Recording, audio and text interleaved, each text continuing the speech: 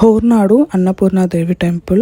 మేము మా శృంగేరి దర్శనం తర్వాత అన్నపూర్ణాదేవి దర్శనానికి అయితే వచ్చాము. ఈ టెంపుల్ శృంగేరి నుంచి 1.5 hour డిస్టెన్స్ లో అయితే ఉంటుంది. Complete ghat road. మనకి అన్నపూర్ణాదేవి టెంపుల్స్ అనేవి చాలా తక్కువ కనిపిస్తాయి. మనకి గూగుల్లో famous Annapurnadevi temples in India అని కొడితే కాశీలో ఉన్న అన్నపూర్ణాదేవి టెంపుల్ చూపిస్తుంది. నెక్స్ట్ కర్ణాటకలో ఉన్న ఈ హోర్నాడు అన్నపూర్ణాదేవి టెంపుల్ అయితే చూపిస్తుంది. టెంపుల్ అయితే చాలా బాగుంది, చాలా పీస్ఫుల్ గా అనిపించింది. ఇది సౌత్ ఇండియాలోనే one of the famous Annapurnadevi temple. ఇక్కడ చాలా మంది వాళ్ళ పిల్లలకి అన్నప్రాసనం అయితే చేపిస్తున్నారు. అండ్ ఇక్కడ నిత్య అన్నదానం ఫెసిలిటీ కూడా ఉంది. కాకపోతే మేము మార్నింగ్ బిఫోర్ 9 దర్శనం చేసుకోవడం వల్ల మాకు అన్నదానం అయితే దొరకలేదు. ఈ టెంపుల్ కి వెళ్లే రూట్ అంతా కూడా కంప్లీట్ గా ఘాట్ రోడ్ అన్నమాట.